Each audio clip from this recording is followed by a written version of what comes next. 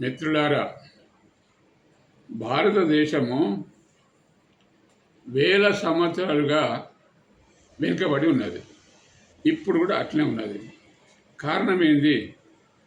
మన దేశంలో కోట్ల దేవతలు ఉన్నారు, అయినా మార్పు రాలేదు. ఎందుకు అంటే నిజమైన దేవుడు ఎవరో అందరికీ తెలియకపోవడం వల్ల మార్పు రాలేదు. అయితే నిజమైన దేవుడిని మేము కనుగొన్నాము. ఆయననే పరివర్తన పరమాత్ముడు. మీరు చూడండి, ప్రపంచంలో మార్పు లేకుండా ఏది లేదు.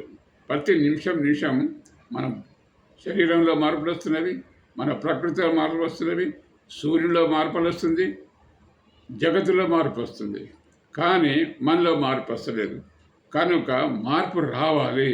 మార్పు వస్తేనే అభివృద్ధి. ఎందుకంటే గతంలో మార్పులు జరగవు, లేదా భవిష్యత్తులో జరగవు.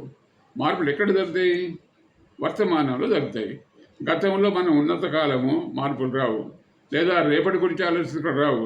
ఈ దినం మనం చేయవలసిన పనులు ఖచ్చితంగా చేయాలి.